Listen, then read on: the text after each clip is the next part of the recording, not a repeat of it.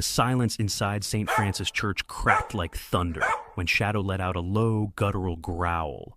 The German shepherd stood stiff beside the flag-draped coffin of Officer Ben Carter, his dark eyes locked on the polished mahogany like it was alive. Pastor Whitaker had barely begun the eulogy when the growl turned into a sharp bark. Then another. 300 mourners froze. From the third pew, old Deputy Frank Bowen leaned in, whispering to his wife, "That ain't mourning. That dog knows something's still moving in there." Shadow's hackles rose. His paws scraped the hardwood. It wasn't grief, it was warning. Raw, primal, urgent. And Detective Riley Monroe's breath caught.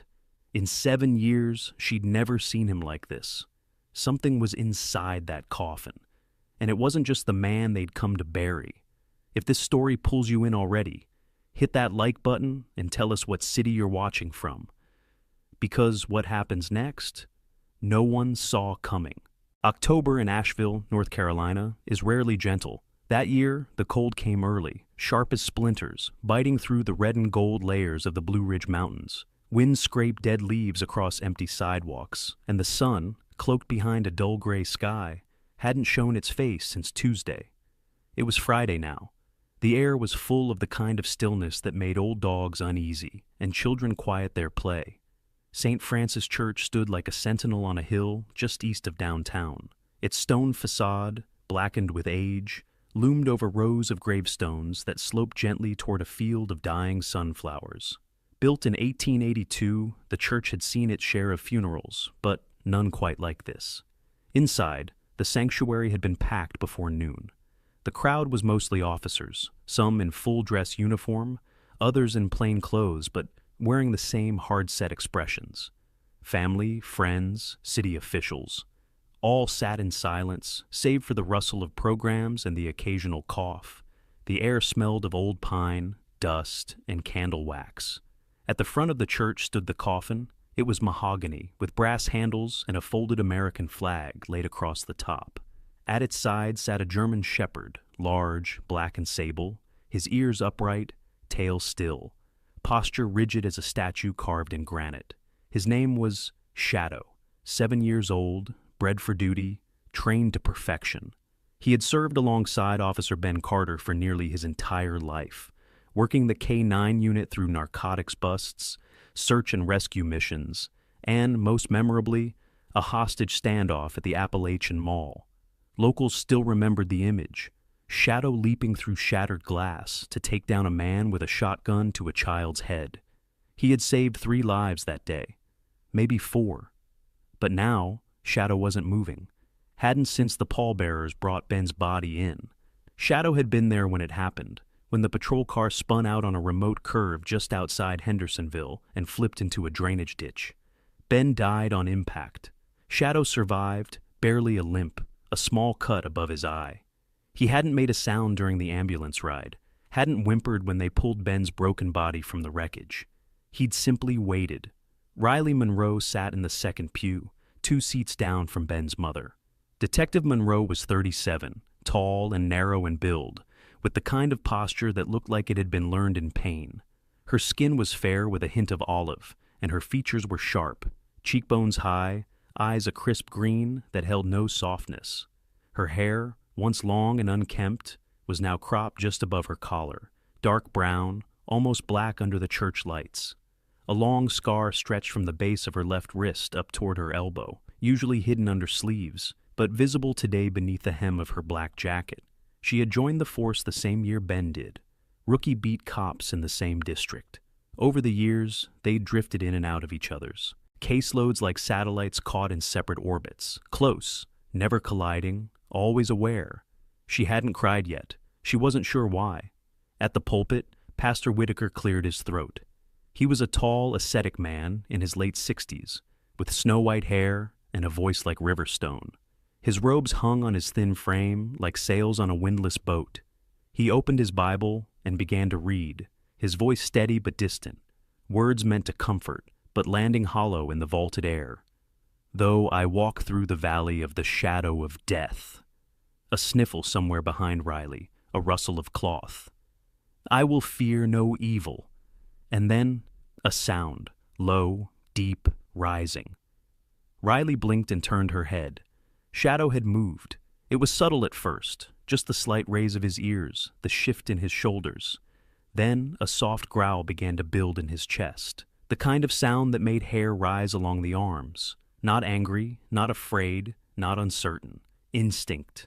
He rose to all fours, slowly, like an old warrior roused from sleep. His paws clicked softly against the polished floor as he stepped closer to the casket. His tail stayed low, his body tense. He let out a short, sharp bark, once, then twice. The sound cracked the sanctuary's quiet like lightning splitting a tree. The pastor stopped mid-sentence. Heads turned, a few gasps. Someone dropped a program. "Jesus!" whispered a man near the back. Shadow barked again, louder this time. Not random, director. He was looking at the coffin like it had spoken back. Ben's mother, Margaret Carter, startled slightly. She was a woman of 68, dressed in all black, her white hair pulled into a simple bun. Grief had made her smaller. Her hands, once known for gardening and knitting, now trembled slightly in her lap. Her eyes, light blue, almost faded, never left the coffin. Now they turned to the dog. "Shadow," she murmured, voice barely above a whisper. He didn't look at her. His focus was absolute.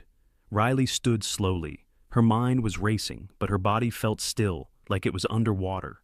She took one step into the aisle, then another. The growl deepened. It wasn't sorrow, not confusion, not fear. Shadow placed both front paws against the lower lip of the casket.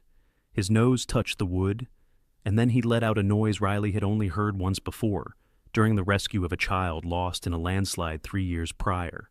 That sound had led them to a pocket of air deep beneath broken earth. A child had been breathing there, barely. Riley's stomach dropped. Something was wrong. Shadow wasn't mourning. He was alerting. The cold outside St. Francis had worsened. The clouds had thickened like bruises, and the wind whistled through the churchyard trees, sending dry leaves tumbling across the cobblestone walk in chaotic spirals. Inside, the air held still, thick with candle smoke, fear, and a dawning awareness that something sacred had just been interrupted. Shadow didn't care for decorum. His massive black and sable frame stood tense beside Ben Carter's coffin, muscles coiled tight beneath his fitted K9 vest, breath short and fast. His front paws now scratched insistently at the base of the coffin, just to the right, near a seam in the decorative molding. It wasn't frantic, it was precise, deliberate.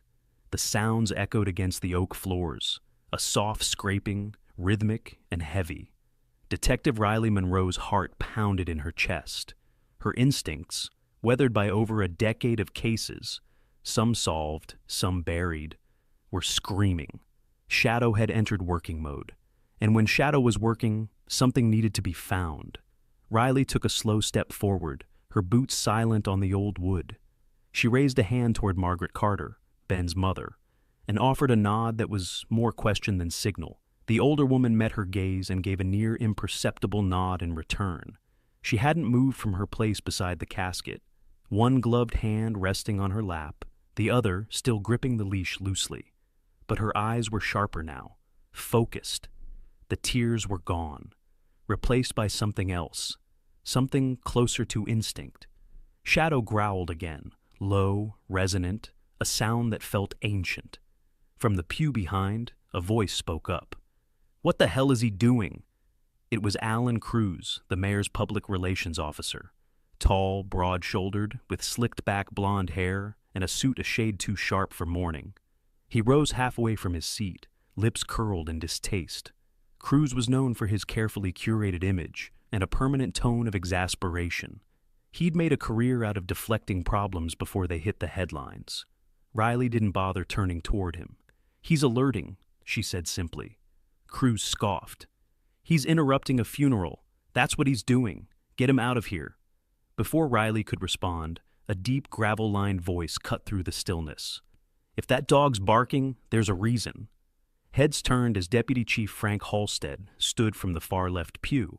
In his late 50s, Halstead looked like a relic from another era. Thick arms, squared jaw, silver hair cropped close, and a faded scar down the left side of his neck. He wore a black suit with a police badge still clipped at the belt and heavy boots that made no apology. His expression was grim and patient. He had been Ben Carter's first commanding officer. Frank wasn't a man who spoke unless he had to. The death of his wife 12 years ago, killed by a drunk driver on a quiet Tuesday morning, had hollowed something out of him. Since then, his voice came only when absolutely necessary. Today, it was. "Shadow saved my niece," he added, stepping into the aisle. 2 years ago, apartment fire on Glenview. Smoke so thick the firefighters missed the back closet. That dog didn't. Riley nodded silently. She remembered that night. She remembered the moment Shadow sat in front of a burning door, barking steadily, refusing to move. They'd almost carried him out. Had they done so, the child inside would have died. The room fell quiet again. Shadow continued scratching, slow, steady. He paused to sniff, deeply, then let out a low whine that climbed in its pitch like a siren just below hearing. Riley crouched beside him, her black suit creased at the knees, and her holster tapped the floor. She placed her palm gently on his flank. His breathing had calmed but remained alert. His ears stayed locked forward. He turned slightly to look at her, and for a heartbeat, Riley swore his eyes were trying to speak. "What are you telling me, boy?" she whispered. Shadow shifted and sniffed again at the same corner of the casket. Then he did something strange. He sat. Perfect posture, head raised, chest proud, but still. Riley stood, turning toward Pastor Whitaker. The pastor was still behind the pulpit, his eyes wide, his white-knuckled hands gripping the sides of the lectern. He looked like a man who had been asked to bless a storm. "I need to examine the base of the coffin," Riley said quietly. Pastor Whitaker opened his mouth, closed it, then gave a small nod. Cruz groaned in disbelief. "You people are unbelievable." Margaret Carter finally spoke. Her voice was clear, and though it quivered at the edges, it held the command of a teacher addressing a classroom. "Let her look," she said. Riley approached the coffin carefully, stepping just beside Shadow. Her hands reached into her coat pocket and pulled out a small utility knife. She crouched, ran her fingers along the lower edge of the paneling where Shadow had indicated, then stopped. There was a faint ridge in the molding, so fine it could have been missed by the naked eye. But it wasn't the shape that caught her attention. It was the smell, faint, almost imperceptible, but not to a trained nose, milk, or maybe formula. She froze. Shadow gave a small huff and pressed his snout against the seam. Riley's mind began to race. This wasn't mourning. This wasn't superstition. This was detection. A memory hit her like a snapped wire. 3 years ago, a missing 5-year-old. A meth house abandoned and boarded up. No one had heard from the child in 4 days. The house had been cleared twice by human teams. Shadow had barked at a blank wall. They'd almost dismissed it. Almost. But then they found it. An old broom closet sealed with drywall and painted to match the rest of the house.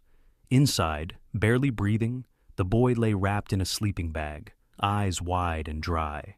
Shadow had never been wrong. Never. Riley stood slowly.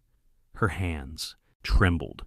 She met Halstead's eyes across the aisle. He nodded once, firm. Whatever was inside that coffin, whatever Ben Carter had taken with him, it was breathing. Outside St. Francis, the sky had begun to weep. Rain clung to the stained glass windows in steady vertical lines, distorting the colors of saints and martyrs like tears running down painted cheeks. Thunder rolled softly in the distance, distant and brooding, echoing through the hollows of Asheville like a warning.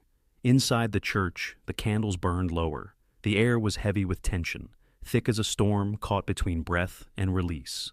Riley Monroe stood beside the coffin, one hand resting on the wood near the place Shadow had sniffed and scratched. Her green eyes were fixed forward, but her mind had already slipped into a different time, a different version of this city, one filled with heat and screams and blood and barking. It had been 7 years ago, almost to the day.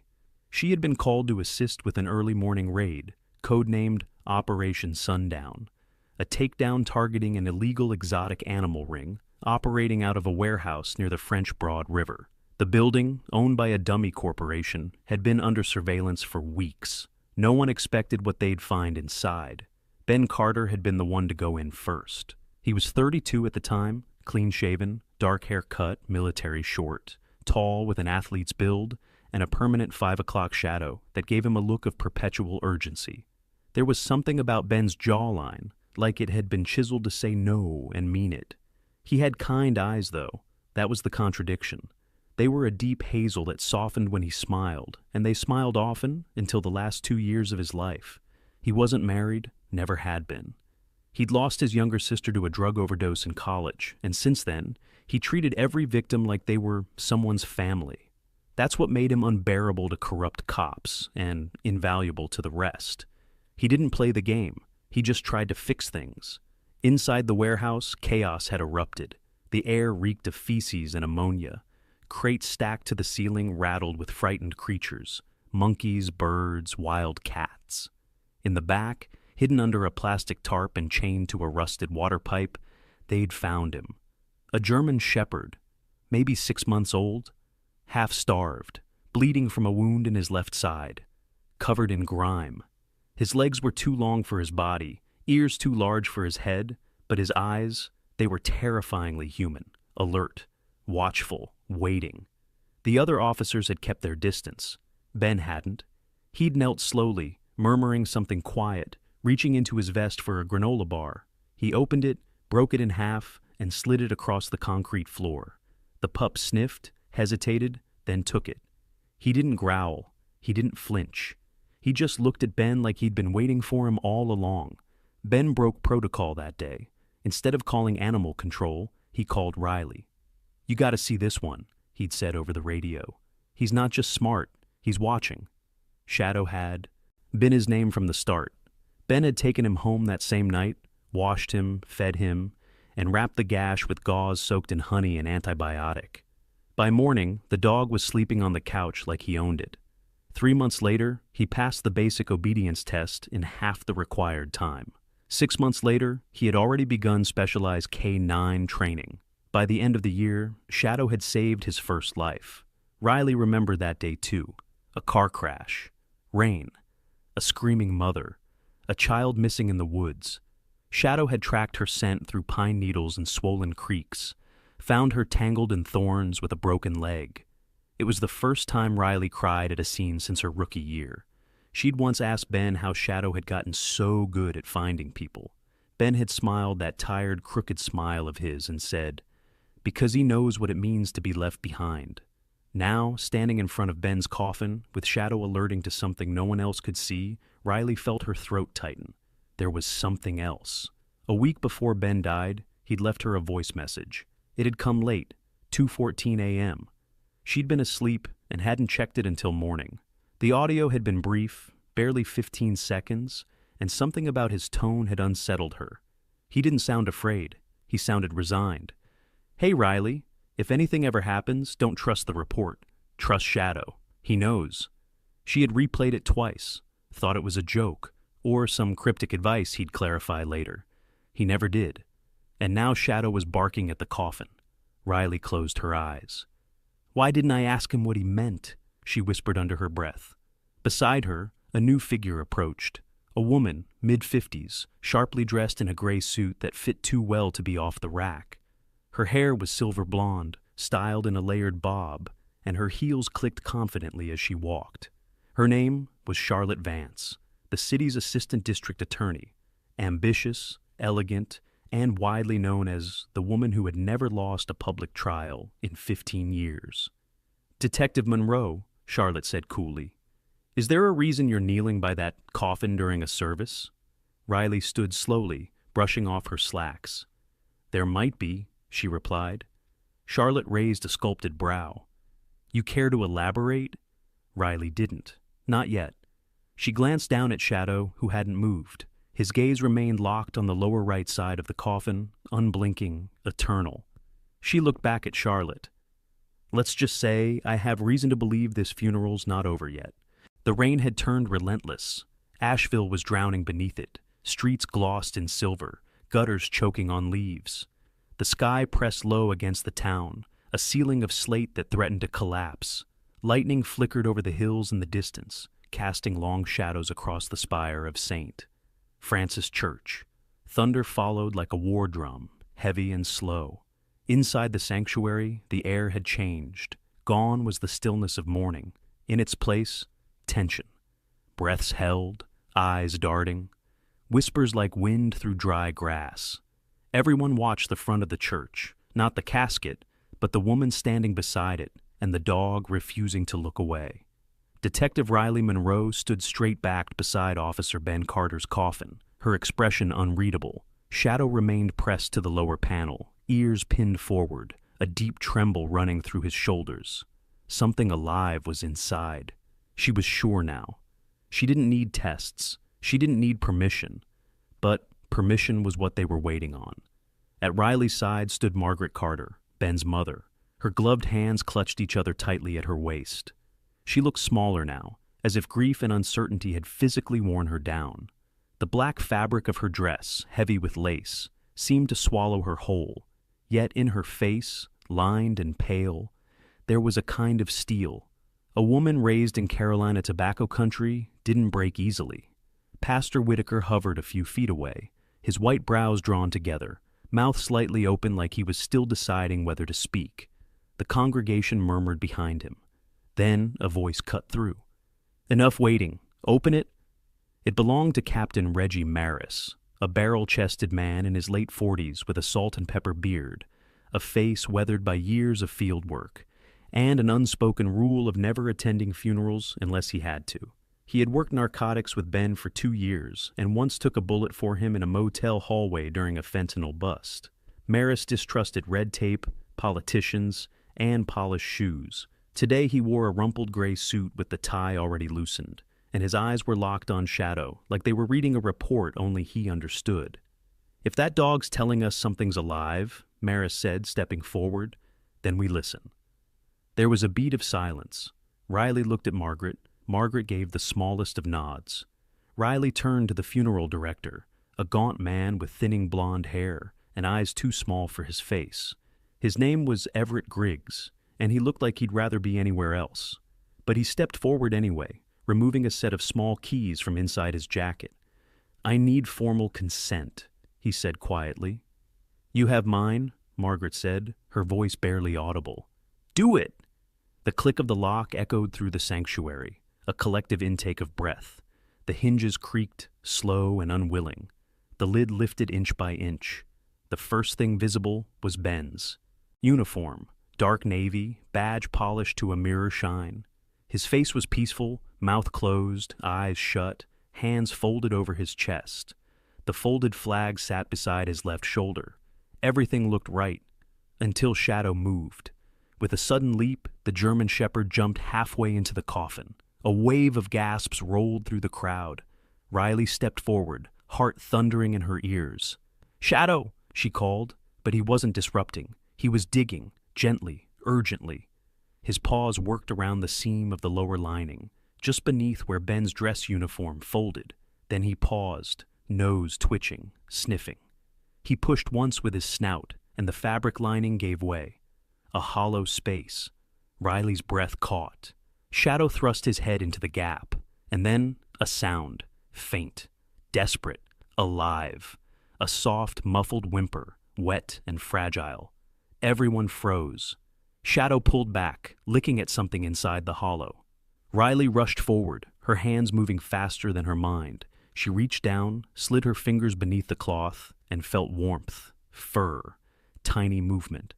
She withdrew her hand, and in it, a puppy. The storm had not eased. Outside, Asheville hunkered beneath layers of thunderclouds that rolled like battleships through the sky. Streetlights flickered behind sheets of rain. The wind roared down narrow streets, bending signs, rattling windows. Water streamed along the curbs, swirling in dark spirals that carried away cigarette butts, soggy leaves, and yesterday's dirt. Inside the Asheville Police Department's forensics wing, the air was sterile and cold, smelling faintly of alcohol, latex, and unresolved questions. Riley Monroe stood in the observation bay of Lab Room 4B, arms folded across her chest, eyes fixed on the autopsy table through the glass. The cold white light inside cast everything in a clinical shade of judgment. She hadn't spoken since she entered the room, not even when Captain Reggie Maris joined her, slouching heavily into the chair to her right, chewing the inside of his cheek with the anxiety of a man who'd smoked his last cigarette 3 years too early. On the other side of the glass, the medical examiner was already at work. Her name was Dr. Eleanor Cho, and she was a study in precision. Korean-American, early 40s, lean and composed, with shoulder-length black hair pulled into a low, neat bun. Her skin was pale from long hours under lab lighting, and her eyes, black as obsidian, were unflinching, thoughtful. She wore a slate-gray smock, dark blue gloves, and a silver chain with a small jade pendant that tapped against her collarbone every time she moved. She had a reputation for seeing things no one else did, and for never tolerating guesswork. "I pulled the cloth from evidence myself," Dr. Cho said into the microphone clipped to her collar. Her voice crackled gently through the observation speaker.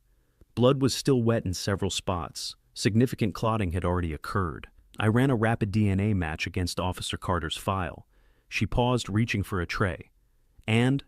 Maris leaned forward. Cho turned, glancing up briefly through the glass. "It's not all his," she said. Silence followed. "Repeat that," Riley said, stepping closer. "I said, the blood on the cloth is not entirely Officer Carter's. Less than half the sample matches his DNA profile." Riley stared, breath shallow. "Who's the rest belong to?" Dr. Cho placed a vial gently into the evidence holder, then walked to the terminal beside the table. She typed with quick precision. Behind her, a screen blinked to life. "I pulled a secondary profile," she said. "Female, approximately age 30 to 40, blood type O negative. Not in our state or federal offender database, but..." She pulled up a secondary screen. "She is in the National Healthcare Personnel Registry." Maris exhaled sharply. "Don't tell me..." "Her name is Danica Hart," Cho interrupted. "Registered trauma nurse, licensed in North Carolina and Virginia, currently on leave from Ridgewood Private Hospital. And according to personnel files, she was recently under quiet internal investigation, started by Officer Carter." Riley turned slowly to Maris. "You ever hear that name before?" Maris scratched at his beard. "Can't say I have, but Ben was working a few things off the books.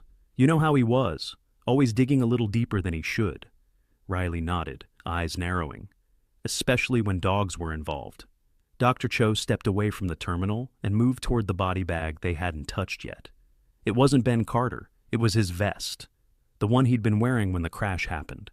The body had already been processed and released for burial, but Riley had quietly requested the vest pulled back for re-examination. Cho unzipped the bag with practiced care. Within lay the dark blue ballistic vest, slightly torn near the upper left quadrant, blood-stained, torn straps. The fabric was heavy with dried trauma, but the inside lining was what caught Riley's eye. There was something tucked just beneath the left inner pocket, a seam that shouldn't have been there. Riley had seen enough customized vests to know what that meant. Cho noticed it too. She reached inside delicately and drew out a small black USB stick, smudged with dried blood.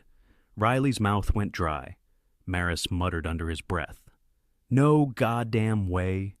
Cho turned the drive over in her gloved fingers. It was sealed inside, vacuum-stitched. My guess is he knew someone would come looking for it. Riley turned away from the window, pacing now. She remembered the voicemail. "Don't trust the report, trust Shadow. He knows." And Shadow had known. That there was more beneath the surface. That Ben hadn't just been buried with secrets. He had chosen to bring them with him.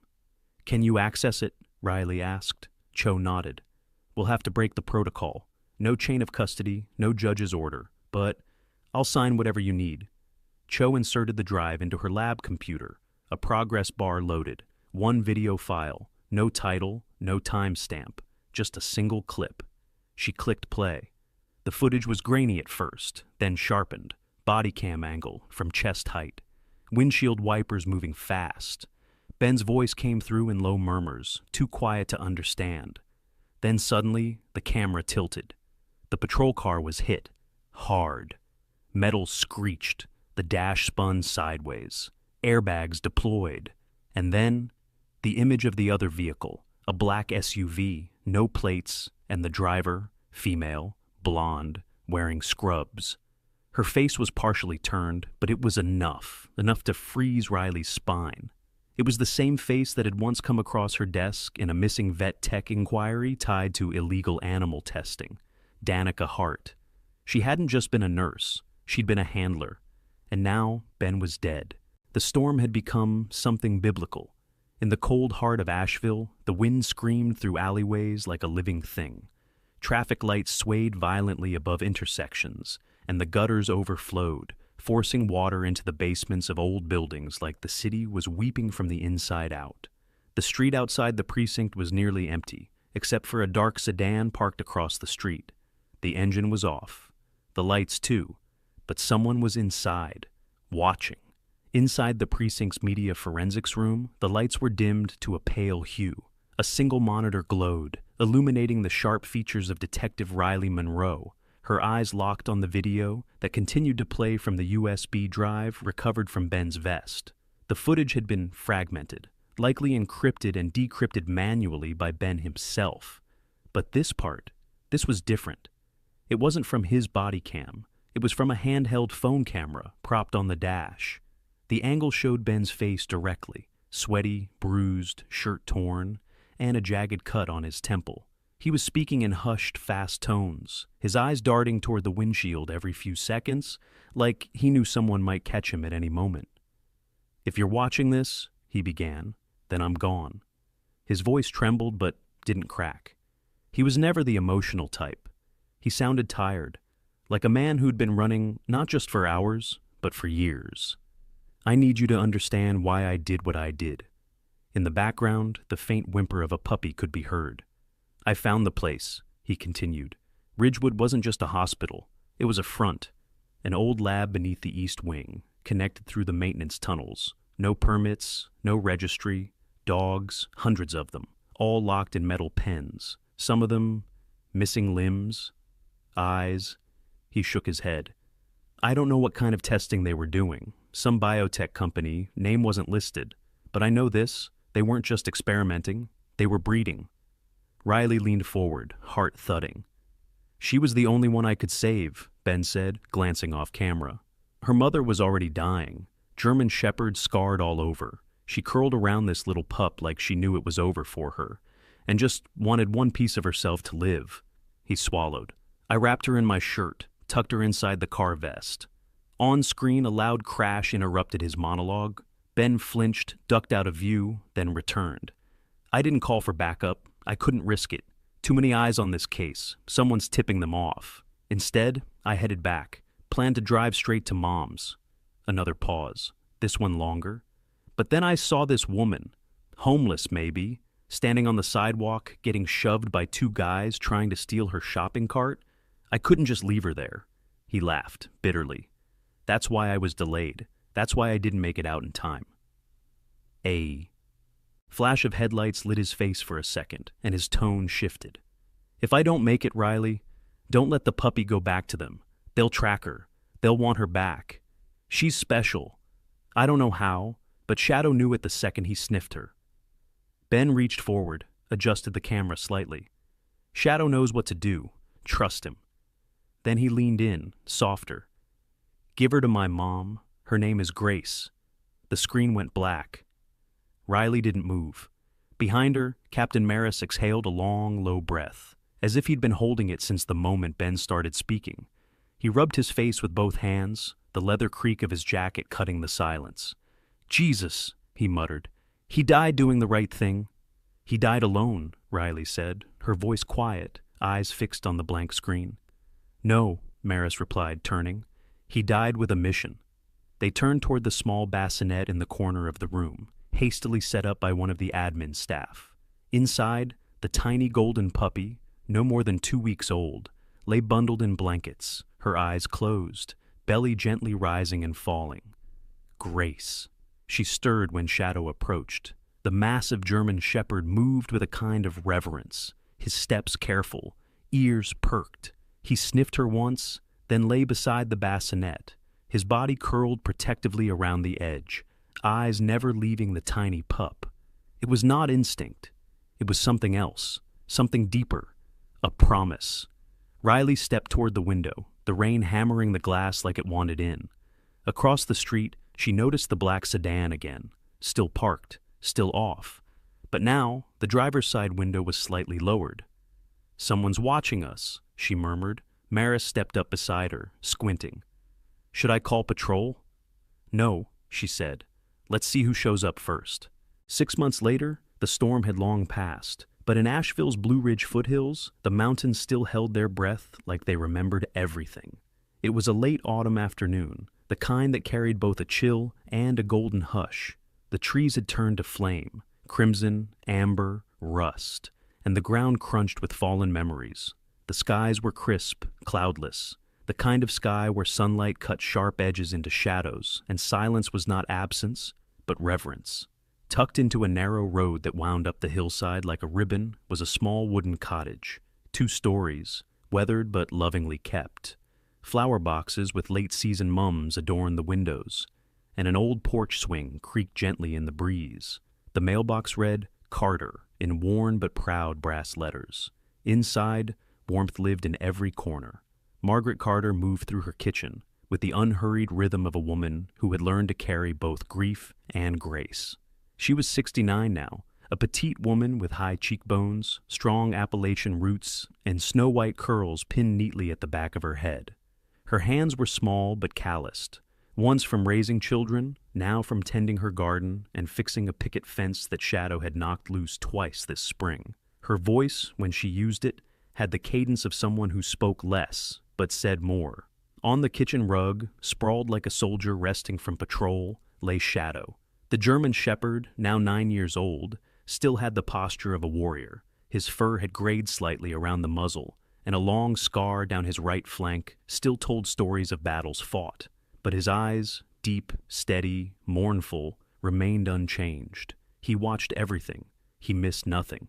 Near him, tumbling over a half-eaten rubber toy, was Grace.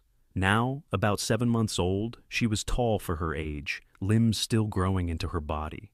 Her coat was a pale gold, brushed with hints of gray and black, especially around her snout and tail. Her ears had finally perked fully upright 2 weeks ago, much to Margaret's delight. Her eyes, however, were what captivated everyone who met her, greenish amber, sharp and curious, with a gaze that seemed older than her bones. She had her father's caution and her mother's gentleness, and she had Shadow. The bond between them was strange, almost sacred. Shadow rarely barked, but when Grace yipped too loud or chased a squirrel too far, one soft grunt from him would bring her back in line. He trained her without a word. She learned faster than any pup Margaret had ever seen.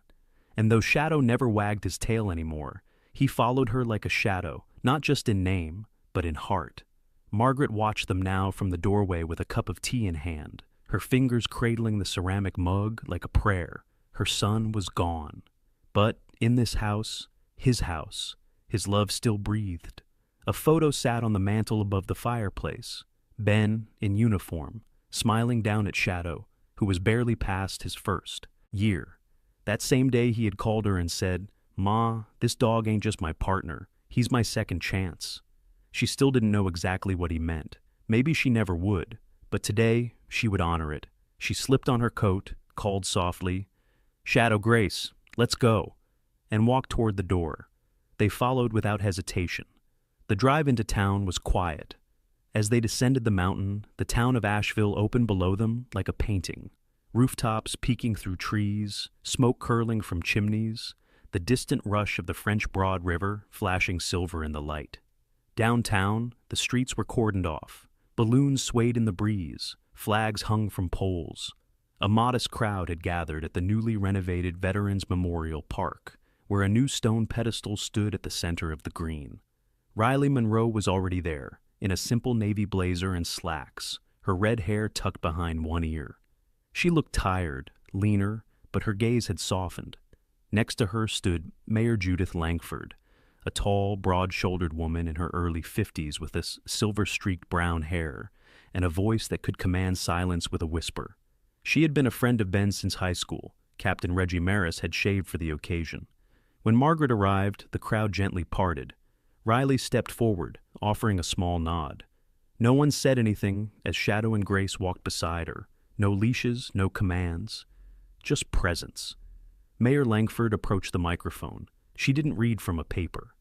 Ben Carter was many things, she began. A police officer, a son, a friend, a man who didn't flinch from shadows. He stepped into them, and sometimes he brought the light back out. She gestured to the sculpture beside her, still veiled beneath a long cloth. But more than that, Ben understood something too many of us forget, that bravery doesn't just protect the powerful, it defends the voiceless. With a solemn motion, she pulled the cloth down, and there it was, bronze, life-sized. A statue of Officer Ben Carter, standing tall in full uniform, one hand resting on the back of a German shepherd at his side, shadow, immortalized mid-alert stance, ears up, ready. Between them, carved in tender detail, sat a small pup looking skyward, Grace. Beneath the sculpture, on a black granite plaque, the inscription read, Ben Carter, who did not just protect people, but the lives without voices, a death that ended nothing, a mission that had just begun. The wind shifted. Somewhere in the trees, a mourning dove called. Margaret stepped forward slowly, placing a single flower at the base of the statue. Grace followed and sat beneath her likeness, tilting her head just as the real pup once had. Shadow didn't move. He simply stood beside them both, guarding not just a memory, but a legacy. Sometimes the miracles God sends us don't arrive with trumpet sounds or parted skies. Sometimes they come wrapped in fur, carried in the jaws of loyalty, or swaddled in a bloodied uniform. Sometimes they bark before they speak. Ben Carter didn't just leave behind a badge. He left behind a promise that no life is too small to matter. That love, real love, fights even after the heartbeat fades. And maybe, just maybe, Shadow's growl wasn't a cry of grief, but the sound of an angel on four legs refusing to let evil bury the truth. So, if you're watching this now, pause for a moment. Look around your life. Maybe there's a Grace near you, fragile, voiceless, needing protection. Maybe you are someone's miracle waiting to act. If this story moved you, share it with someone who believes in second chances. Leave a comment with the name of a dog or soul who once saved you. And hit subscribe so you never miss a story that might just change how you see the world. May God bless you. May He bless those we've lost. And may He guide every faithful heart that still chooses to protect the innocent, whether they walk on two legs or four. One teen gave up on life after the crash, but it wasn't a doctor who reached her first. It was a retired German shepherd, nose low, tail still, eyes locked on something no one else could see. While the world moved on, he waited by her wheelchair, day after day, until one morning, she moved her fingers and nothing was ever the same again. This is the story of a girl who lost her hope, a dog who refused to leave, and the miracle they built together, cut by cut, breath by breath. Before we begin, where are you watching from? Drop your city in the comments below, and if you believe in second chances, hit like, subscribe, and let your heart stay a while. Boulder, Colorado stirred beneath a curtain of mist that morning, the kind that clung to pine needles and veiled the sandstone cliffs in ghost-like outlines. The wind moved low and slow, rustling only the highest branches, as if the whole town was holding its breath. The streets were slick with dew, and headlights floated like fireflies through the fog, casting long, pale cones onto empty sidewalks. It was the sort of weather that made everything feel distant. Sounds muffled, shapes blurred, moments stretched like shadows at dusk. It was also the kind of morning when lives changed forever. Ellie Harper hadn't stepped outside in 27 days. She counted them, obsessively, like a prisoner might mark tally lines on a cell wall. Her room faced east, toward the foothills, but she had long since closed the blinds. The light no longer offered her comfort. She was 17, but the silence she carried aged her. Her once vibrant energy, the relentless drive that had made her the youngest ever captain of the Boulder High School soccer team, was gone. Her limbs, sculpted from years of training, now felt foreign. Her legs were no longer hers. Not really. They were weighty, stubborn things that refused to obey, and so she remained curled in bed, a blanket drawn high, eyes open but unfocused, watching a patch of cracked ceiling paint that had begun to peel into the shape of a bird. Her hair, once pulled tight into clean ponytails before every game, had dulled from ash blonde to something closer to dust. It framed her pale face like tired brushstrokes, unwashed, unbothered. Her features, sharp cheekbones, a strong chin, a mouth that used to smile easily, had turned hollow, fixed in a quiet defiance. She rarely spoke now, not to her father, not to the therapists, not even to herself. Downstairs, the coffee pot hissed as Thomas Harper stood in the kitchen, staring at it without moving. The coffee was just a ritual now, something to fill the silence while he waited for another clock to turn over. He was in his mid-40s, square-jawed and broad-shouldered, a man carved by order and discipline. His black hair, once trimmed to regulation length, was peppered with gray along the temples. He wore a gray Boulder PD hoodie and dark jeans, but his stance betrayed the years of tactical training. He had the stillness of someone always calculating the exits. He turned when a soft thud echoed behind him, padded paws on tile. Atlas entered the kitchen in a silent prowl, alert despite the casualness of his movements. A German shepherd with a heavy frame and dense, well-kept coat. Atlas moved with the elegance of something trained to work in chaos. 8 years old, his tan and black markings still rich, his posture poised. The left side of his muzzle bore a faint white streak, a souvenir from shrapnel overseas.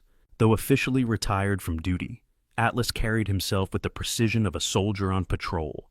He watched Thomas with intense amber eyes, unblinking, patient. Thomas lowered to one knee and scratched gently behind the dog's ears. "Morning. Partner," he murmured. More to the silence than to Atlas, bringing the dog home had been a choice he'd mulled over for weeks. After Atlas's retirement from the K-9 unit, years of bomb detection, search and rescue drills, and SWAT deployments, Thomas refused to have him reassigned. He wasn't just a dog. Atlas had saved more lives than most humans Thomas had ever known, and he had earned a retirement that wasn't just a kennel and a new handler. So Atlas had come home with him, not to be a pet, not really, but to be present.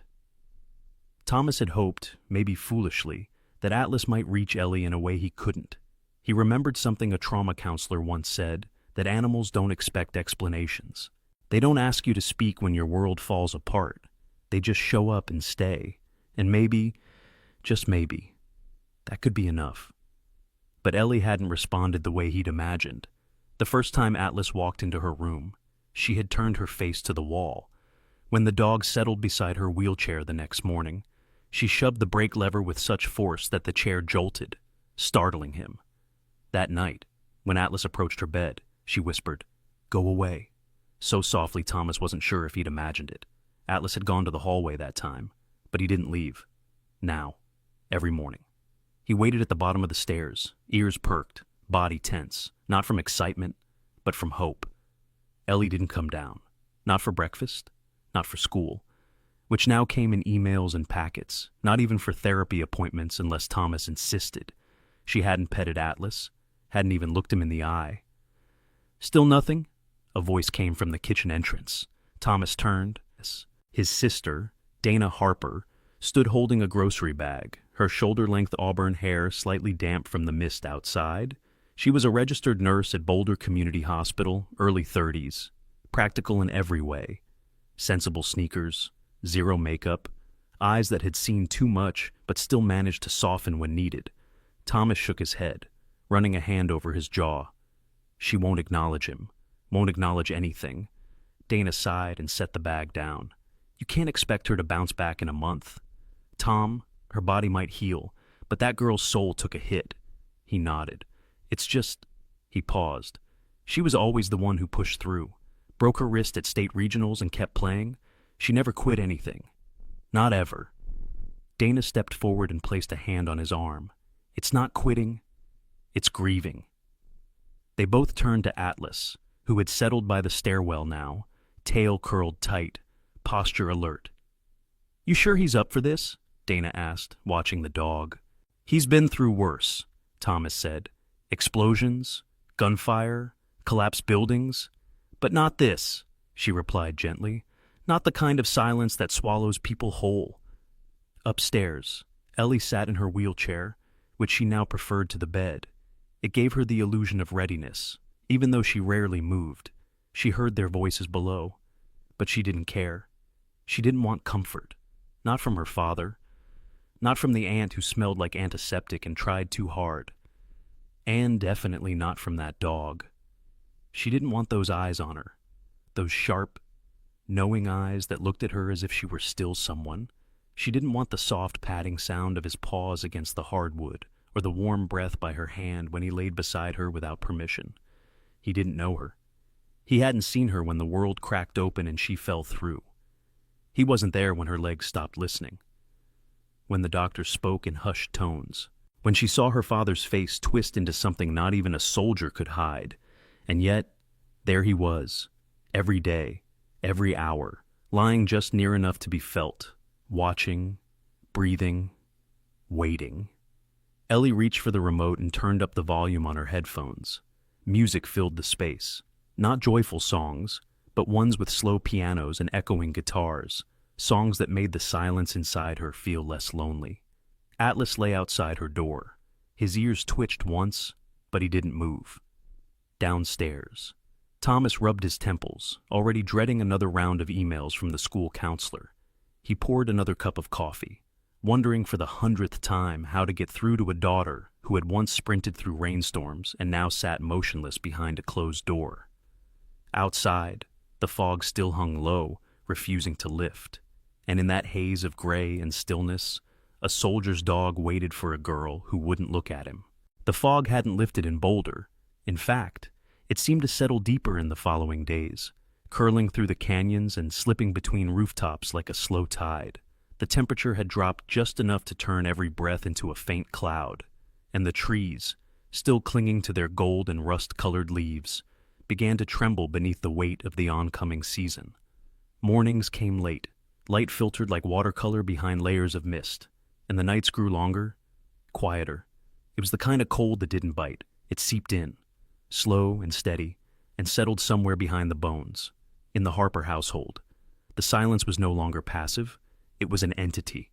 It filled the hallway outside Ellie's room, coiled around the banister, and folded itself over the worn rug in the living room. And Atlas, he became its sentinel. Every morning, the German shepherd waited outside Ellie's door, his back to the world, ears alert to every shift in the air.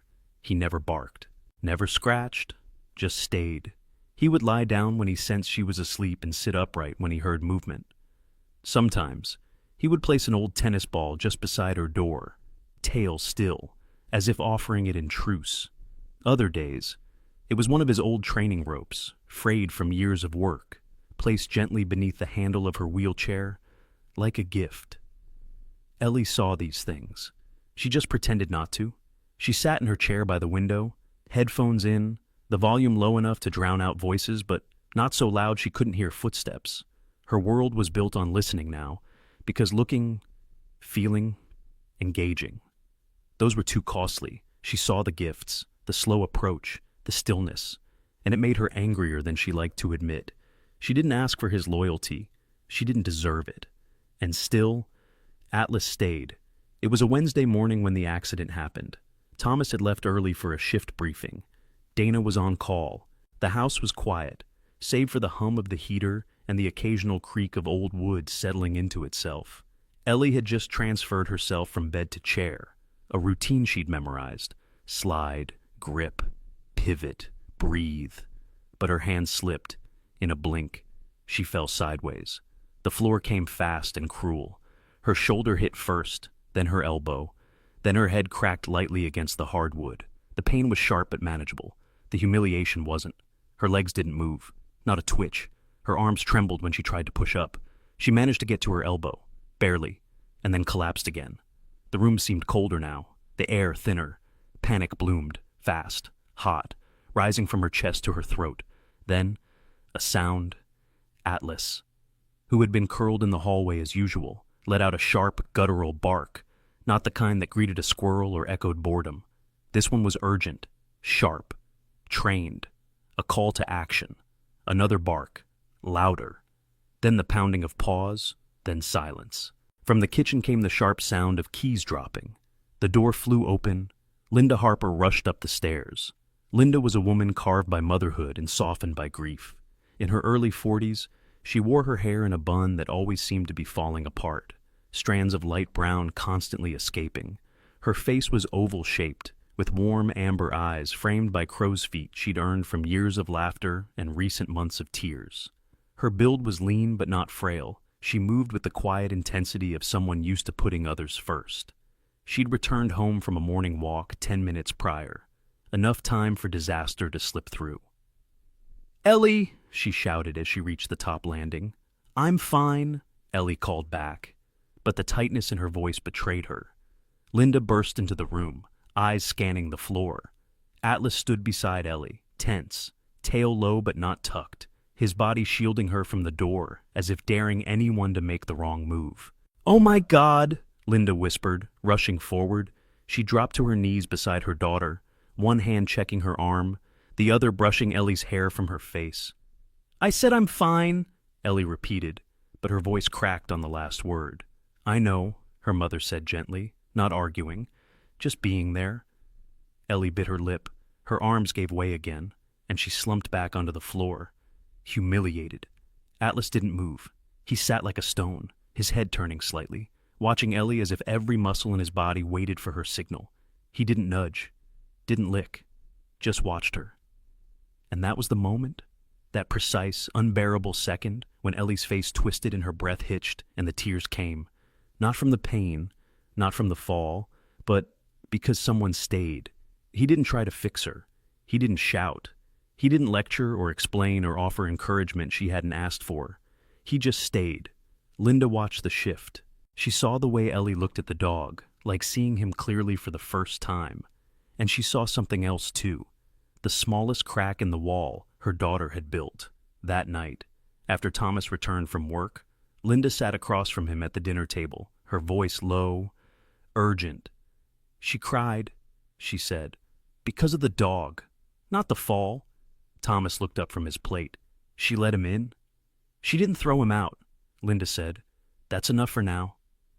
Later that week, Linda made a call. Doctor. Joy Whitaker had been a family therapist in Boulder for 15 years, in her early 50s, with salt and pepper hair cropped short and piercing gray eyes. She had the presence of someone who could read a room in seconds. Her voice was steady and warm, her wardrobe a rotation of knitted cardigans and corduroy pants. She was not sentimental, but she was intuitive, and she believed in the science of connection. When Linda explained what happened, Joy's voice had a slight lift. "You said he's a retired K9? "Yes, German Shepherd, name's Atlas. And he's responsive? Like a soldier? Never leaves her side?" Joy hummed thoughtfully. "I have a colleague who's pioneering a hybrid therapy method, using service-trained dogs to accompany trauma patients. It's not clinical therapy. It's more support through presence. You think Ellie would accept that?" "Not if we label it therapy," Joy said. "But if we present it as something else, a partnership, perhaps she might." Linda looked at the dog, who was curled near Ellie's wheelchair in the living room, one paw resting gently across her sock-covered foot. "She doesn't hate him anymore," she said softly. "That's the first step." Joy replied, "Now build from that." When Linda broached the subject with Ellie the next day, she didn't dress it up. "I spoke with Dr. Whitaker. She mentioned a new type of recovery plan, one that uses animals instead of people." Ellie looked at her with sharp eyes. "You mean therapy?" "No," Linda said. "I mean Atlas. As your official recovery partner, you wouldn't have to talk to anyone. Just work with him. On your terms." Ellie's eyes narrowed. "I don't want a schedule. I don't want worksheets. And I swear, Mom, if you bring one more clipboard woman into this house, it's just you and Atlas," Linda interrupted gently. "That's all." Ellie didn't say yes, but she didn't say no. The next morning, Thomas brought home a custom-made leather harness with a side handle. Ellie didn't touch it, but she didn't stop him from placing it beside the door. And when Atlas lay beside her wheelchair that evening, she didn't move away. She let him stay. The sky over Boulder had lost all pretense of warmth. Clouds hung low like soaked cotton, heavy with the threat of sleet. The trees outside the Harper house were skeletons now, stripped of their autumn pride, and the wind hissed between roof tiles with a whistle that settled into bones. Morning came without brightness. Light diffused through a sheet of dull gray, touching everything with the hue of surrender, but inside the Harper home. Something small had begun to stir, not loudly, not quickly, but unmistakably. Ellie Harper no longer turned away when Atlas approached. She didn't speak to him, not directly, but she watched him now, followed his movements with her eyes, let her fingers drift over his fur when he laid beside her chair. The connection wasn't warm yet, not affectionate, but it was consistent. And in trauma, consistency was its own form of trust. The living room had been cleared that morning. Rugs were rolled up, furniture pushed aside, the hardwood floor wiped clean. Thomas had spent an hour the night before laying out padded mats in case of slips. Ellie hated the fuss, but she didn't argue this time. She sat in her wheelchair at the center of the room, arms resting across her lap, her expression unreadable. Atlas sat a few feet away, his posture perfect, ears perked slightly. The custom harness with the side handle had been fitted to his frame. He wore it without complaint. When Ellie turned her head toward him, he didn't move, just watched her, patient as ever. "Ready?" Thomas asked from the edge of the room. Ellie didn't answer. Instead, she leaned forward, pressed her palms to the wheels, and rolled closer to the mat. Slowly, deliberately. Thomas stepped back. Out of frame. This wasn't his moment. Linda stood nearby, arms crossed over her chest, nervous energy vibrating through her fingers. But she kept quiet. "All right," Ellie muttered, mostly to herself. "Let's try something dumb." She reached out, placed her hands on the armrests, and pushed. Her arms trembled from effort. Her core ached. But she lifted, just an inch or two off the chair, and then sank back down with a breath that sounded more like a laugh than defeat. Atlas stood, walked forward, and gently pressed his shoulder against her leg. Not firmly, just enough to let her know he was there. Ellie tried again. This time, when she pushed herself up, Atlas braced under her legs, stabilizing them with his body weight. It wasn't exact. It wasn't pretty, but it worked. Thomas blinked. Linda gasped. Ellie grunted. "Okay, that wasn't terrible." Atlas sat again, head slightly tilted. Ellie reached down, scratched behind his ear, just once. "I guess you're stronger than you look," she said, for the first time in weeks. Thomas let himself smile. 2 days later, they invited someone new into the house. His name was Wyatt Monroe, a retired K-9 handler who had once trained dozens of police dogs, including Atlas. He was in his late 60s, tall and wiry, with skin tanned like old leather and a jawline buried beneath a salt and pepper beard. His eyes were pale green, sharp as broken glass, and his left hand trembled slightly, a side effect of a long-ago spinal injury sustained in a training accident. He walked with a slight limp and carried a wooden cane he refused to decorate. He wore worn jeans, a thick flannel shirt, and boots scuffed from years of dust. Wyatt didn't waste time on pleasantries. He entered the room, nodded at Atlas, who immediately stood at attention, and then turned his gaze to Ellie. "You're Harper's girl," he said, voice rough as gravel. Ellie narrowed her eyes. "And you're Wyatt?" He chuckled. "That's what they tell me." He dropped into the armchair like it owed him something and gave Atlas a command in short, clipped tones. "Post." Atlas moved instantly, positioning himself on Ellie's right side, head level with her knees. "Now you," Wyatt said to Ellie. "Push up again." She scowled. "Are you here to train me, or him?" "Both," he said simply. "You want this dog to be your partner. You learn his language." Ellie looked at Atlas. "All right. Post, or whatever." Atlas didn't move. Wyatt raised a brow. "He responds to tone, confidence. You whisper like you're scared. He won't trust the command." Ellie exhaled sharply. "Post." Atlas stepped into place. "Better," Wyatt said. "Now lift." She did. Atlas steadied. This time she held the position longer, arms straining, body trembling. But she didn't fall. Over the next hour, Wyatt introduced a series of coordinated cues. Atlas would sit opposite Ellie, and she would lean toward him. If she shifted too far left, he would nudge her back. If she lost balance, he braced. Every command, brace, anchor, hold, was paired with movement. It was like learning to dance, without music, without symmetry, but something clicked. The strange part was how focused Ellie became. She didn't roll her eyes, didn't scoff. Her jaw was clenched in concentration, and more than once. A smile tugged at the corner of her lips. Thomas watched from the hallway, arms crossed, silent. "She's not yelling," Linda whispered beside him. "She's working," he replied. Wyatt packed up near the end of the hour. "That dog's stubborn," he said as he adjusted his coat, "but not as stubborn as that girl." He clapped Thomas on the shoulder. "You've got something here. Don't waste it." After Wyatt left, Ellie stayed on the mat longer than usual. She tried pushing herself from the ground into the chair without assistance. Failed. Tried again. Atlas stood by silently, tail still, eyes trained on her like a soldier awaiting orders.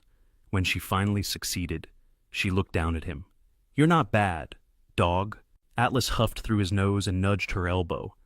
That night, after dinner, Ellie sat at the table for the first time in nearly a month.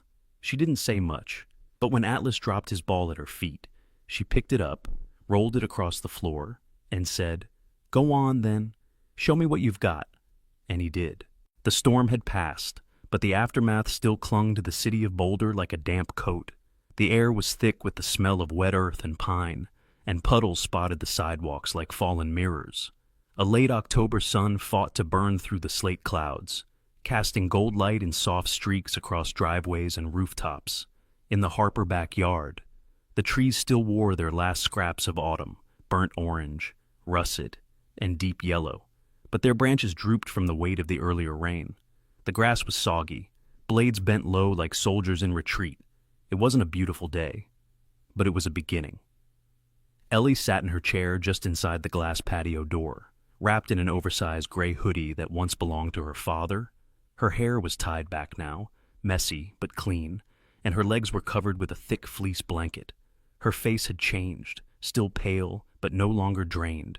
Her eyes, once hollow, now tracked movement with quiet intensity. She watched Atlas, who paced the edge of the wet yard like a soldier patrolling a forgotten outpost. His ears twitched with every breeze, and his nose dipped low toward the soil, sniffing at unseen signals. Atlas stopped suddenly and turned to face her. Then he barked, not a warning bark, a call. Ellie narrowed her eyes. "What is it now, lassie?" she muttered, more amused than annoyed. She leaned forward slightly, peering out at the patch of lawn he stood on, beneath the old oak tree, where the grass met the brick path.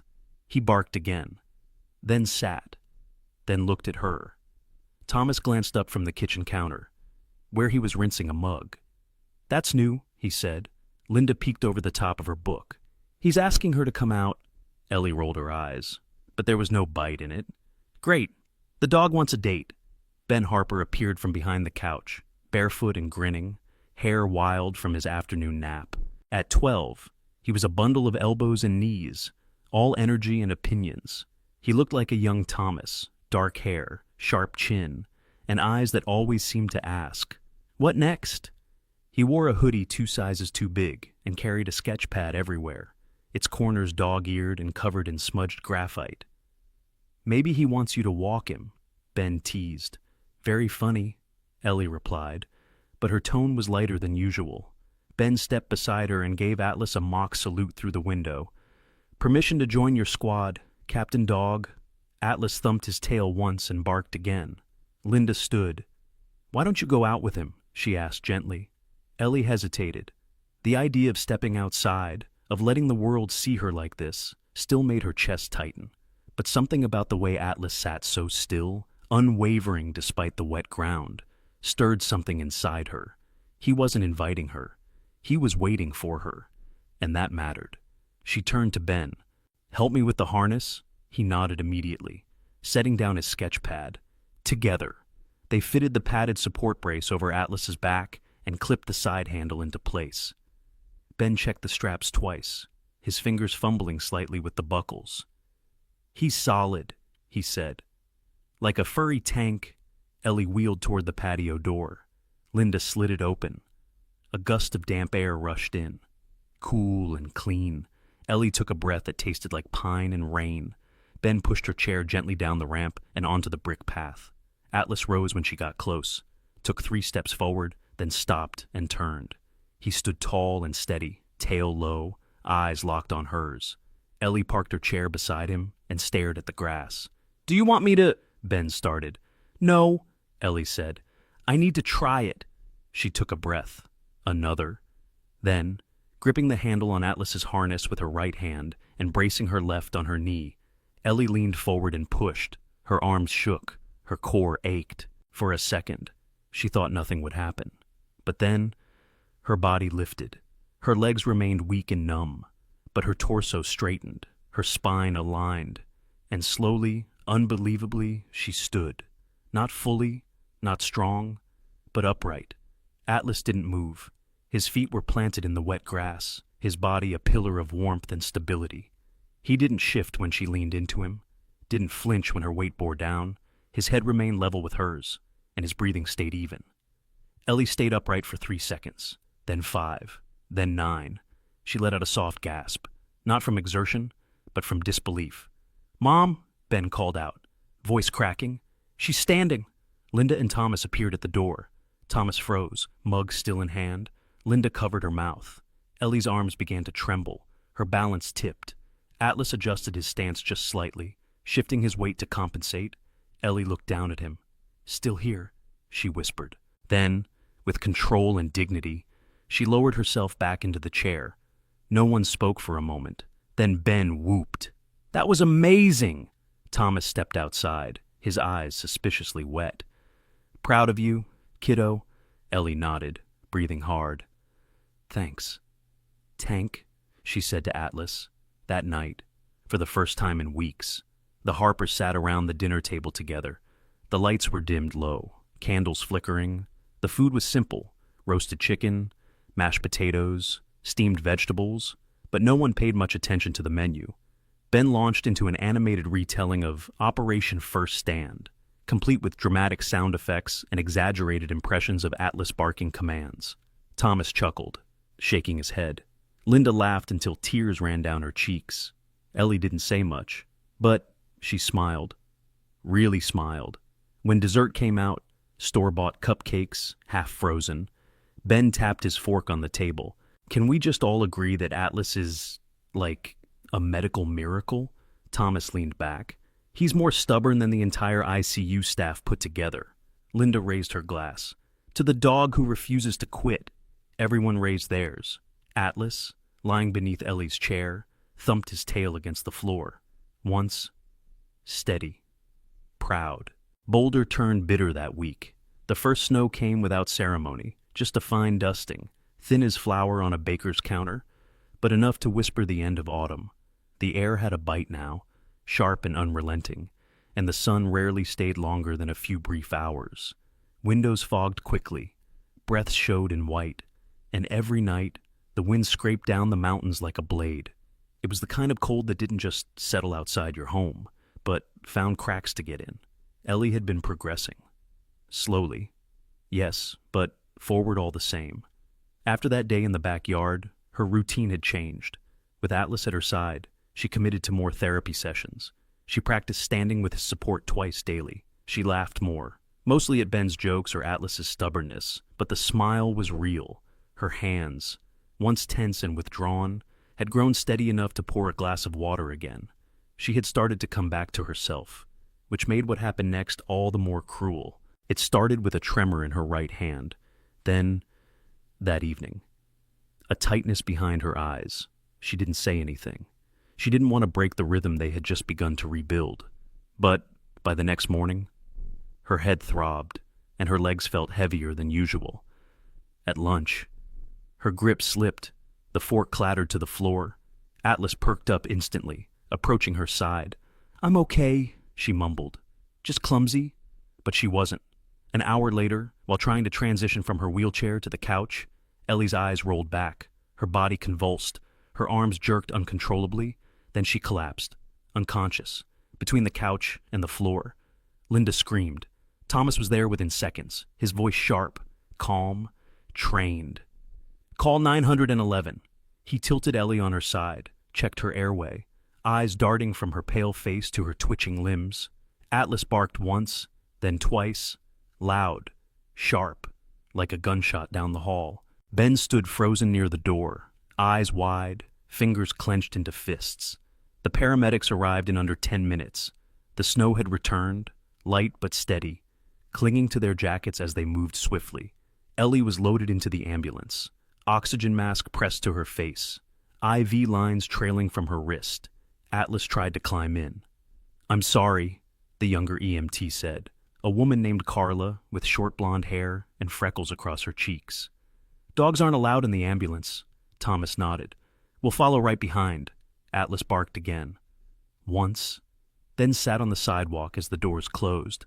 Linda wrapped her coat around herself tighter. "He knows something's wrong." Thomas swallowed hard. "He always does." The hospital was cold in a different way. Fluorescent light, white walls, air too clean, too dry. Ellie was rushed into the ICU, monitors attached, wires tangled like vines. The diagnosis came quickly: post-traumatic seizure, a delayed neurological response, not uncommon in spinal trauma, but serious. Her vitals stabilized after 6 hours, but she remained unconscious well into the night. Atlas was not allowed past the double doors. So he lay in the hallway.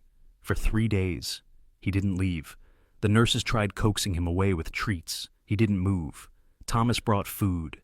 He sniffed it, nudged it aside. He only drank when Linda poured water into her cupped hands. He did not play. He did not bark. He simply waited, front paws extended, head resting flat between them, ears back, tail still. People whispered. Doctors paused to glance at him as they passed. Visitors took photos. A few children tried to pet him, but he ignored them gently. He was guarding something more important than attention. Doctor? Simon Rowan was the one who changed things. He was in his mid-50s, with a squared jaw and deep-set lines around his mouth from years of frowning. His hair was short, graying evenly, and his right eye had a subtle droop from an old injury no one asked about. He wore his stethoscope like a badge, but not with arrogance. His gait was measured, deliberate. His voice was deep and quiet, with the clipped consonants of a former military man. He had served 2 tours as a field surgeon in Afghanistan, and though Boulder General was a long way from Kabul, some instincts never left him. He spotted Atlas on the 3rd day. "That dog belongs to room 214, he asked the nurse. The nurse, a round woman with curly hair and warm eyes named Geneva, nodded. "The Harper girl, seizure case." "He hasn't moved." "Doctor," Rowan observed. "No," Geneva said. 3 nights now. Same spot." "Let me see the chart." He reviewed Ellie's vitals. Stable, consciousness still intermittent. No fever, controlled swelling. Then he looked back at Atlas. "You know," he said softly, "we used to let our dogs sit by the beds of dying soldiers. They calmed the heart rate, lowered blood pressure. Some of them woke up just to pet the damn dog one last time." Geneva raised a brow. "Hospital rules don't exactly. I'll clear it." He did. That evening, Atlas was led through the security doors, into the recovery wing. Room 214 was dim. Ellie lay still, eyes half-lidded, face pale, machines blinking around her. Linda sat at her side, fingers curled loosely around Ellie's wrist. When the door opened and Atlas entered, Linda stood quickly. "They let him in?" "Doctor." Rowan followed behind. "Let's see if it helps." Atlas stepped forward slowly. The tubes and machines didn't seem to faze him. He moved to Ellie's left side and stopped beside her bed. His ears twitched. He sniffed the air. Then, with great care, he lifted his head and placed it gently on her arm. A pause. Then, a twitch of her fingers. Then her eyes fluttered. She turned her head weakly, saw him, and whispered, voice hoarse, "I'm still here, huh?" Atlas let out a low, quiet sound. Not quite a whine, almost a breath. Ellie smiled, just slightly, and then began to cry. Soft, silent tears that slid down into her pillow. Linda covered her mouth, eyes filled. "Doctor." Rowan stepped back. "He stays," he said, "as long as she needs." The snow in Boulder had softened by the time Ellie returned to school. Not melted, just softened. It clung to the corners of sidewalks like reluctant memories, stubborn in the shadows. The sun had reappeared, casting gold across rooftops and making the icicles drip like slow tears. It wasn't spring. Not yet. But the sky looked less angry. The trees seemed less burdened. And in the Harper household, there was movement, purpose, a quiet rebuilding. Ellie sat in her wheelchair at the threshold of Boulder Ridge High School, her fingers gripping the armrests just a little too tightly. Her palms were clammy inside her gloves. Her hoodie, navy blue, plain, oversized, couldn't hide the rise and fall of her breath as students streamed past, some stopping to stare, others pretending not to. The bell rang, echoing across the open courtyard, and her heart skipped once. Atlas stood beside her, harnessed and alert, tail still, eyes focused straight ahead. His coat looked darker against the white snowbanks, and a fine dusting of powder clung to his ears. He was perfectly still, until Ellie moved. Then he shifted in sync, pushing forward with her as she rolled toward the doors. Inside, the hallway was a hive of noise. Lockers slammed, laughter echoed.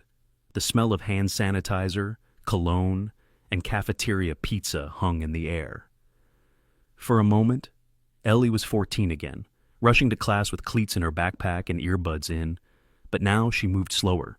She was at eye level with knees and belts and swinging backpacks. No one stopped her, but many looked. She didn't speak, just moved.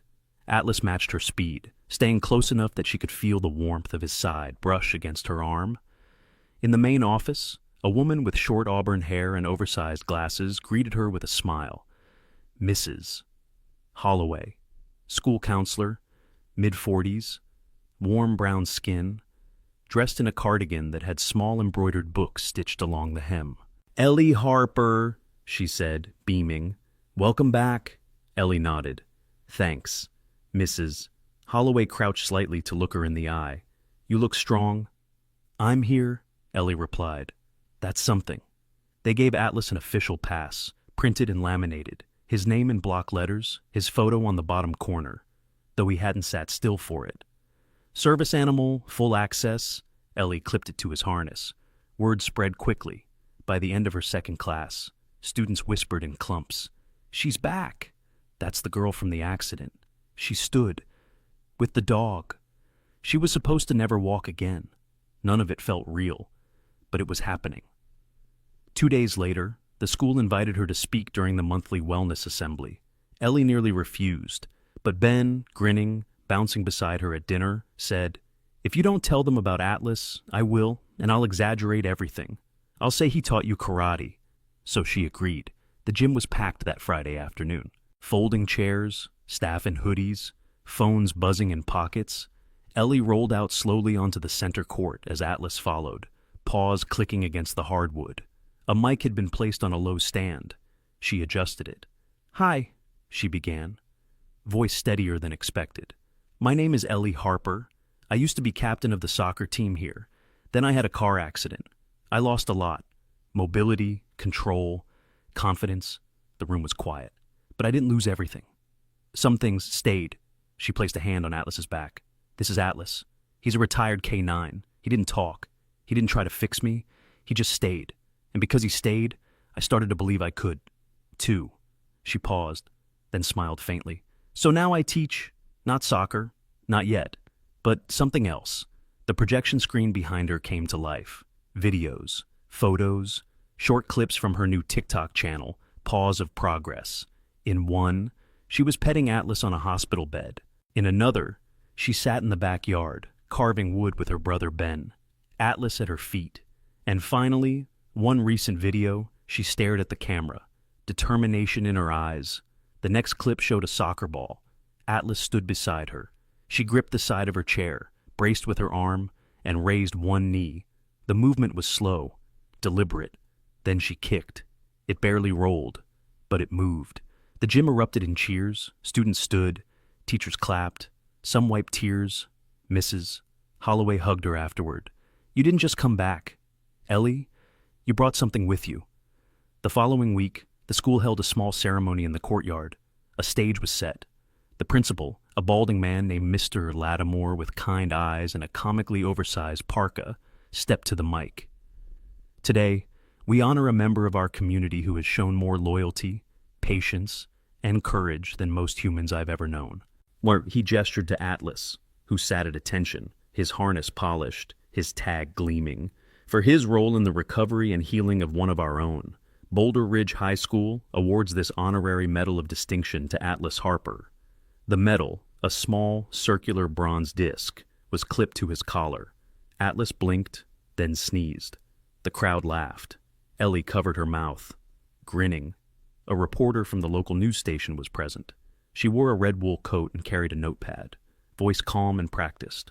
Her name was Jenna Tran, mid-30s, Vietnamese-American, petite, with dark hair pulled into a braid and a sharp jawline softened by easy smiles.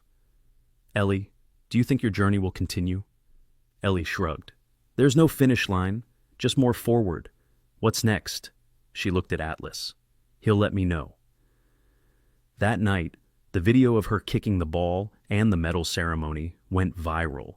Millions of views, comments from all over the country. Veterans shared their own stories of K9s. Teenagers wrote about finding hope.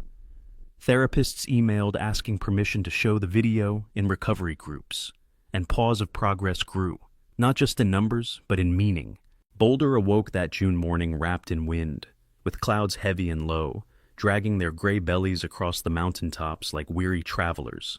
It hadn't rained yet, but the sky had that certain hush, the kind that made people check their pockets for umbrellas and pull sweaters tighter across their shoulders. The trees outside Boulder Ridge High rustled with a nervous energy, and the air smelled faintly of wet stone and coming change. Inside the auditorium, the energy was different, charged with pride, excitement, and the rustle of freshly pressed gowns.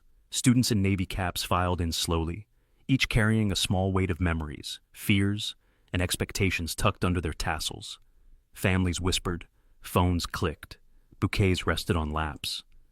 On the stage, chairs had been arranged in neat rows, and a podium stood at the center, draped with a blue and gold school banner. Backstage, Ellie Harper took a breath. She stood, for the first time in public, without a wheelchair. Her hands gripped a lightweight silver walker, custom adjusted for her height. She wore her graduation gown, creased, stiff, proud, and her cap sat tilted slightly to the left. Her hair, once always tied back in a ponytail, now fell in soft waves around her shoulders. There was color in her cheeks again. Not makeup, just life returning. Her lips were pressed together in nervous anticipation. Beside her, Atlas sat. He was older now, his black and tan coat dusted with silver, particularly around his muzzle and eyes, but he still held himself like a soldier, straight spine, head high, eyes scanning calmly. He wore a new tag that read, "Retired still on duty," and a dark blue vest with a gold trim, embroidered with the words, "Honorary Assistant." They waited for her cue. The principal, Mr.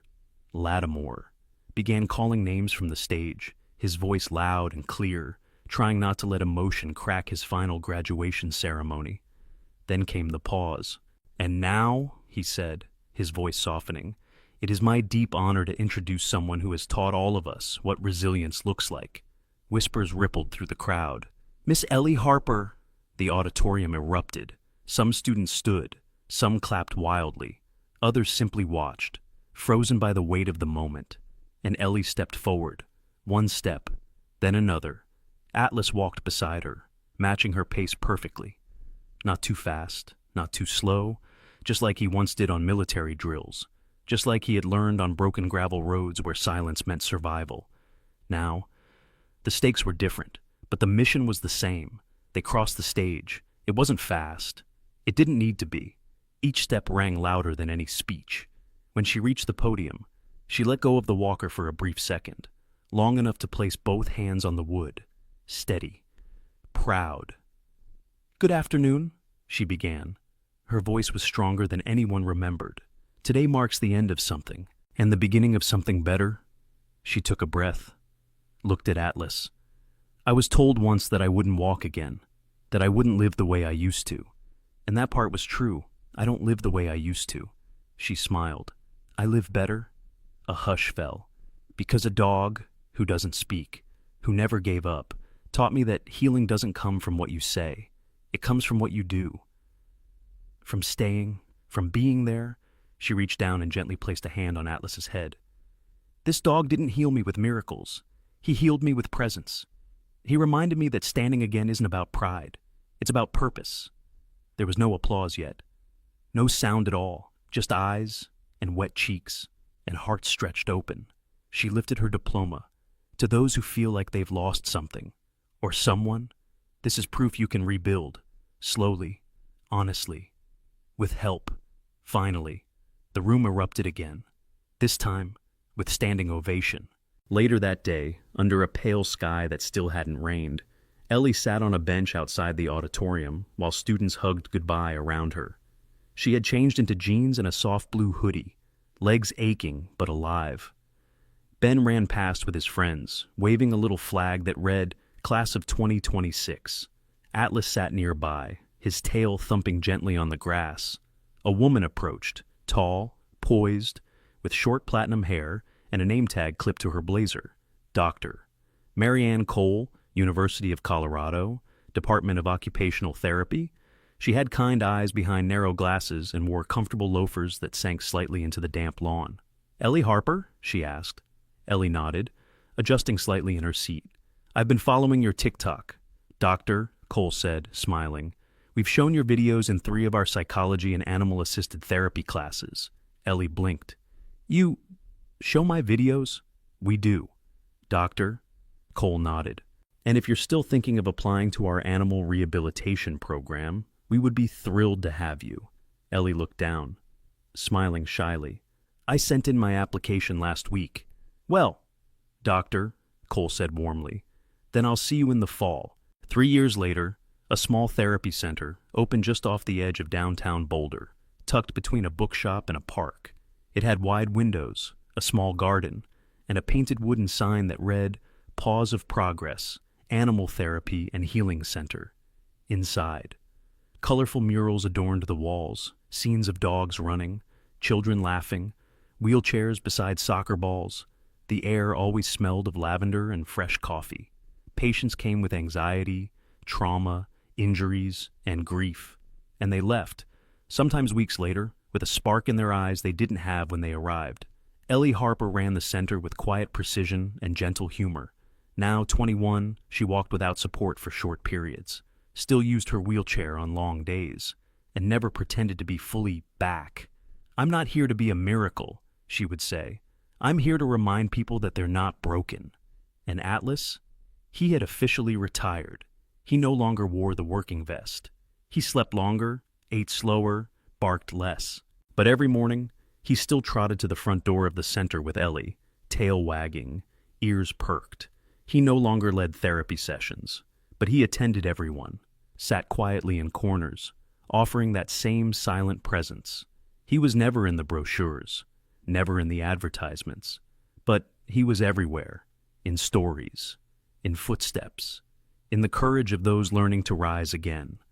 One plaque hung behind Ellie's desk. It read, He didn't say a word, but he taught me everything. Sometimes, God doesn't speak through thunder or fire. Sometimes, he sends a silent companion, one who doesn't speak, but shows up when no one else will. One who waits through storms, lies beside hospital beds, and walks at your slowest pace without complaint. For Ellie, that companion had 4 legs, a loyal heart, and eyes that never looked away. And through him, she learned what healing truly meant, not the return to what once was, but the quiet courage to begin again, step by trembling step, with grace, with grit, with faith that even the smallest movement forward matters. So, if you're in a season of waiting, of grief, of slow recovery, know this. God sees. He sends help, even when we don't recognize it. And sometimes, the greatest miracle is simply standing again, with someone who refuses to leave your side. May Atlas's story remind us all that redemption often comes not in grand gestures, but in quiet love, consistent presence, and the sacred patience to walk beside another soul. If this story touched your heart, leave a comment below and share it with someone who might need a little hope today. Tell us, who has been your Atlas in life? Like, if you believe in second chances, Subscribe and tap the bell to never miss a story that may just heal you in ways words never could. And may God bless you, especially on the days you feel forgotten, because you're not. Not now, not ever. Amen.